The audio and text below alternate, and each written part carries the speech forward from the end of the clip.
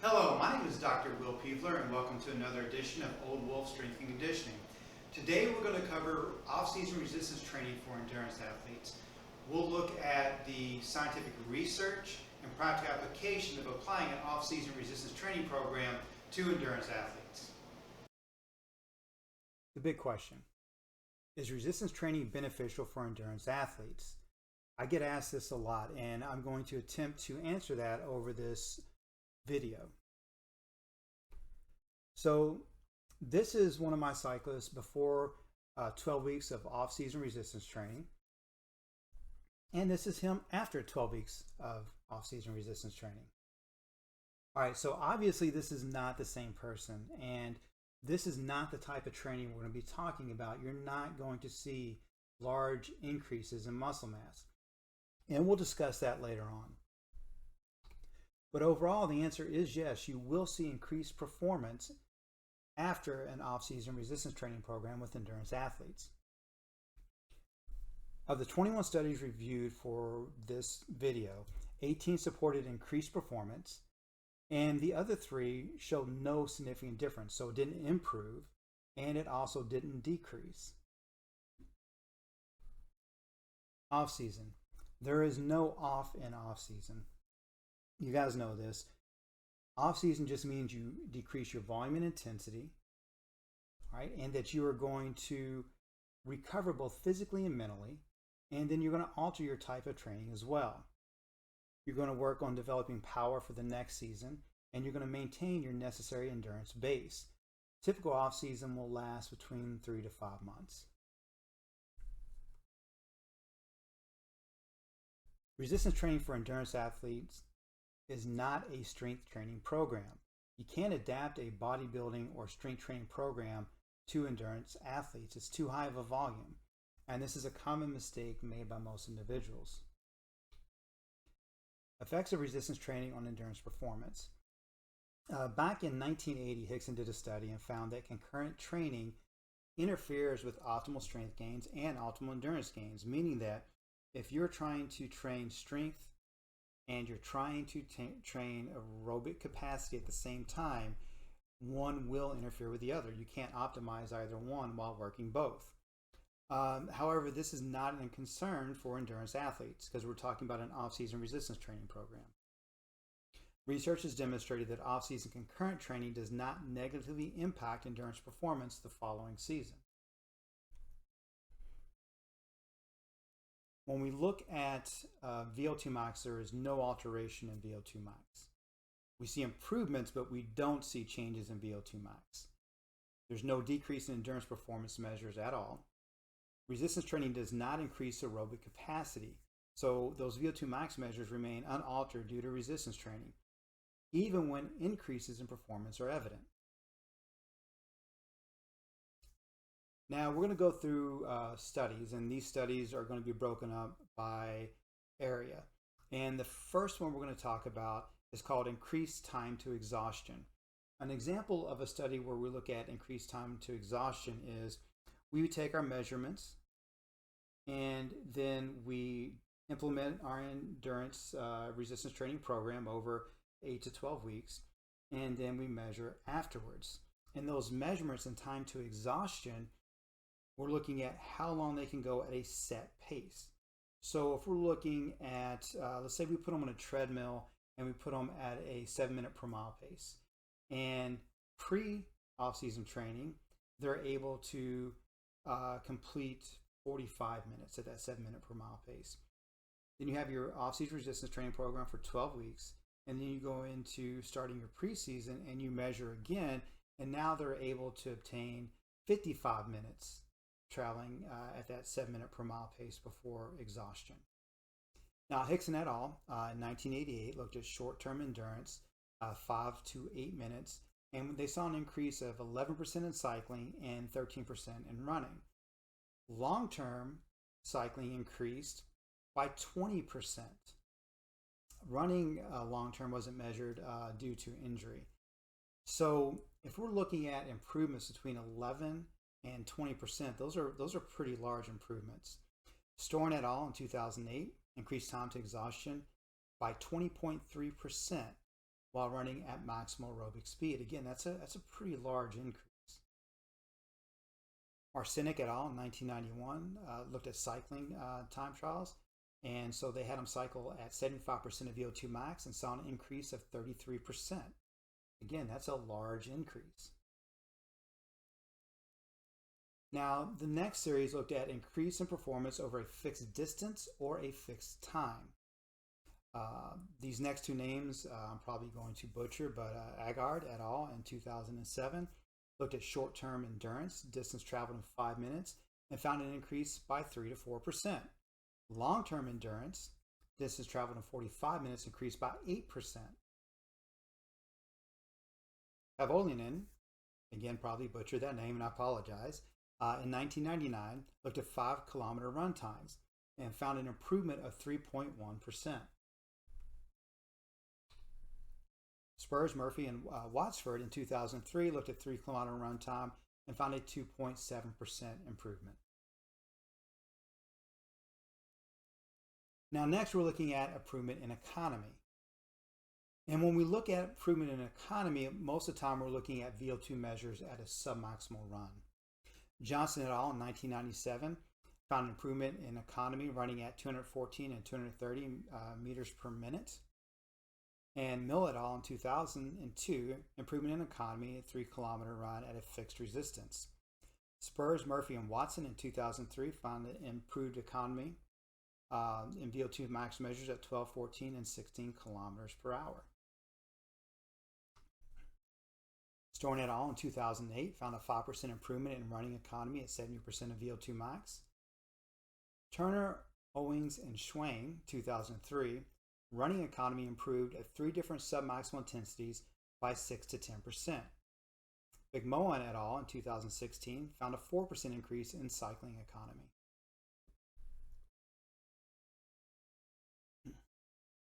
Improvement in time to exhaustion and increases in performance can be attributed to improvements in economy.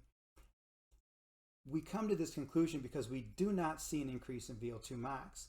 If you're not increasing your ability to transport or utilize oxygen, then the improvements are not in your aerobic capacity. They have to come from somewhere else. And so what we've determined is they're coming from improvements in economy. Now, some studies reported an increase in lactate threshold, and that one's still debatable, but if you do increase your lactate threshold, you also increase your performance.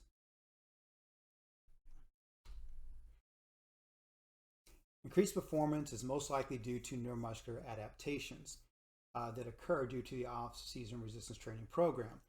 Increased type 1 muscle fiber type recruitment, which delays type 2 muscle fiber type recruitment, which reduces peak tension at submaximal levels. You're running more economically.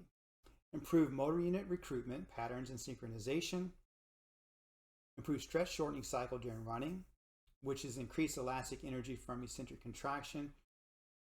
And it reduces contact time with the ground.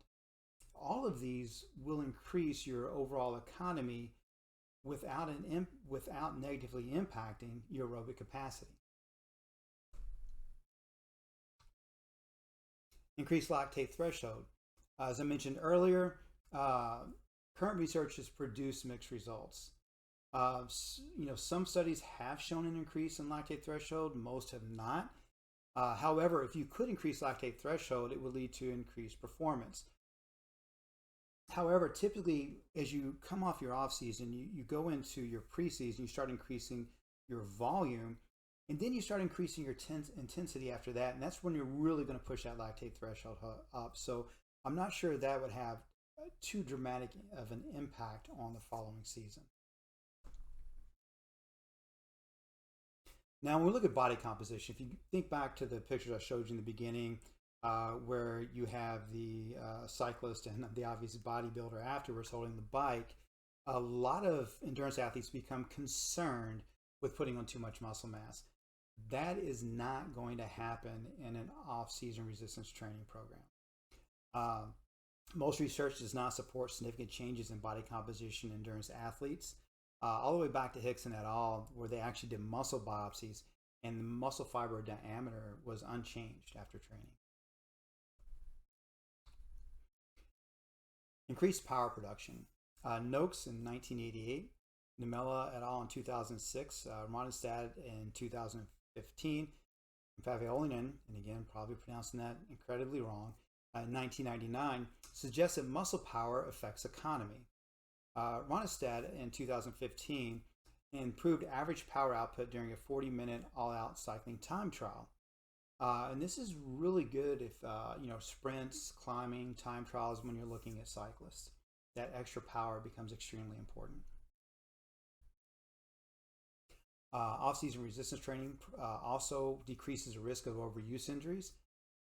You can decrease muscular imbalances, increase joint stability, and overall improved biomechanics. And these are on top of the benefits of increased performance. You will also see an increase in bone density.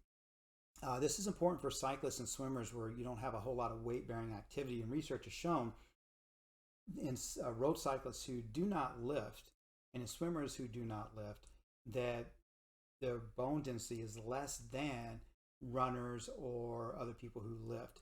And also keep in mind that it's site specific. You can have a runner, and that's heavy weight bearing, but they're not doing anything with their upper body. And so to increase upper body density, that off-season weight training program is actually beneficial for that as well. When we're looking at swimming studies specifically, most studies concentrate on 50 to 200 meters. When you're looking at distance swimmers or in particular triathletes who swim much larger, we have to take a step here and kind of speculate on how it would affect their performance. Trapp and Pearson in '94 compared pull-ups and dips with traditional weight training, looked at 365.8 meter time trial, and performance increased in both groups, both with the pull-ups and with the traditional weight training. Sprint swimming research has demonstrated that resistance training improves stroke rate, distance travel per stroke, and both of these would increase performance in longer distances as well.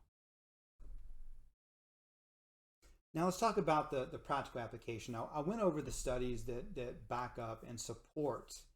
And again, of the studies conducted, only 3 didn't show improvement, and those 3 also did not show any decrease in performance.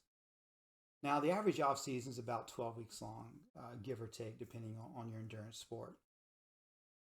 When examining the training links of the studies, of 13 of the studies, there was a mean of 9.31 plus or minus 3.28 weeks and a range of 5 to 16 weeks. So we had improvement that was evident even in just 5 weeks of training. Right? It doesn't have to necessarily be a 16-week training program to see results. Now, typically from when I've been coaching and working with cyclists, I like to have a minimum of 8 weeks up to 12 weeks. I don't really see need to push it past 12 weeks, although it's not harmful to do so. Specificity. All right, you want to train your body in the way that you want it to adapt. And we can do sport-specific exercises. And when we're doing that, we have to look at angle and speed of action. In cycling, I've got the soleus listed. So the triceps surae is the gastrocnemius and soleus. Well, what happens is the gastrocnemius passes the knee joint. And whenever you actually flex the knee, so the knee is bent, more work is done by the soleus, and that occurs during cycling. So if you want to work on the triceps surae, then do that with seated squats, because you do a little more work with the soleus. Swimming, for example, rotator cuff muscles, make sure you're working those. And core is important for all. And these are just brief examples, because I could do an entire presentation just on sport-specific performance.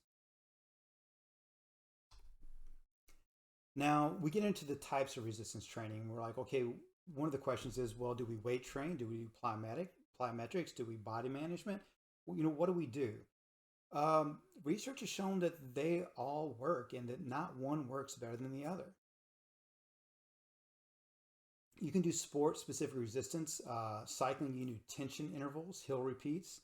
Running, you can do hill repeats and stadium workouts.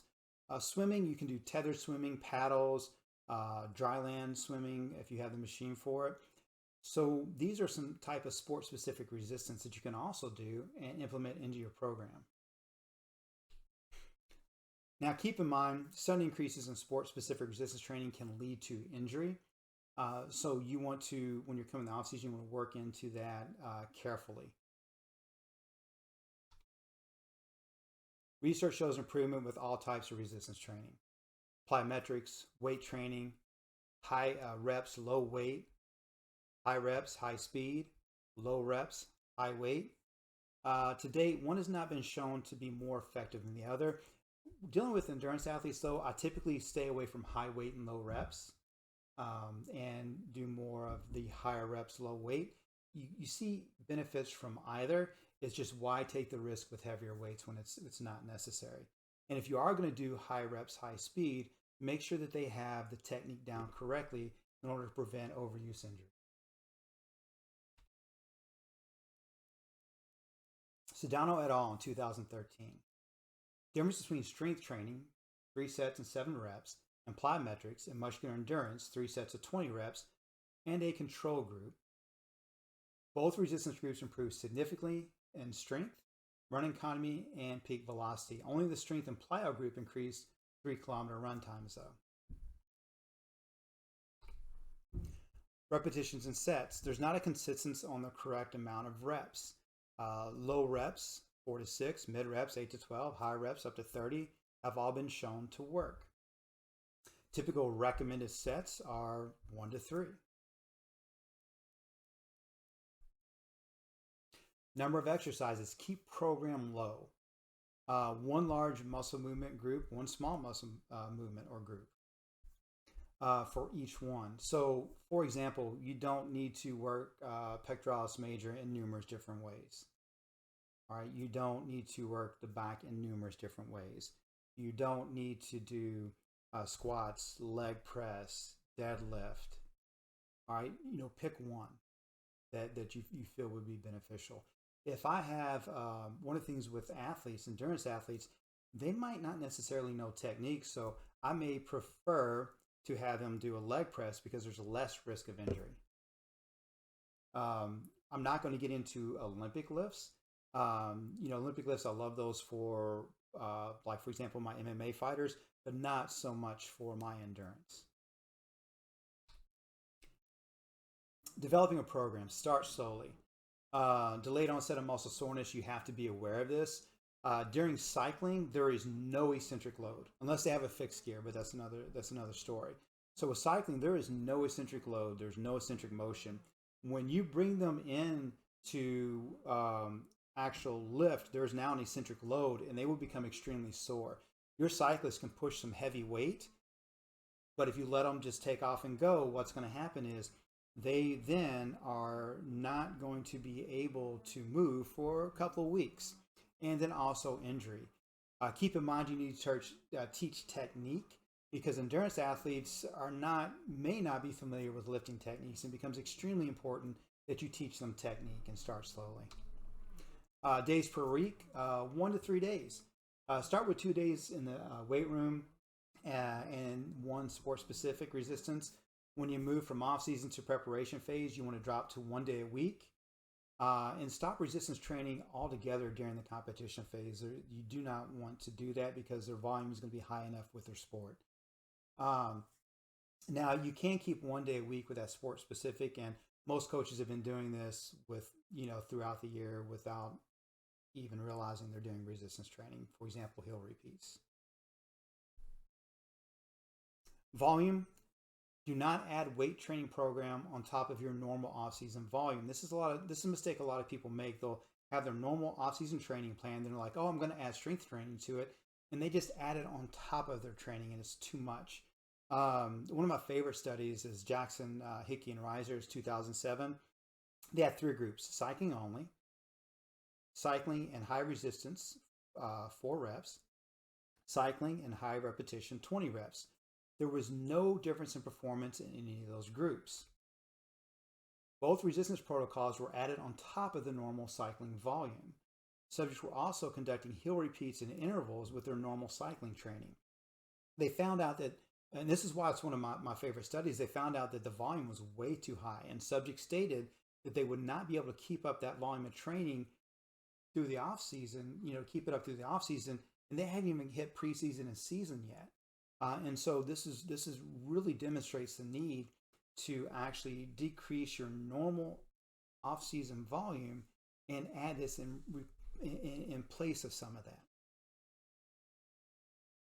And also keep in mind that you have to keep an aerobic base throughout your off season. Yes, that aerobic base is much lower than your in season, but you still have to keep that off season aerobic base. And following this point, I have the studies, so you can look them up yourself and read them yourself. I hope you guys have enjoyed the talk and have a great day.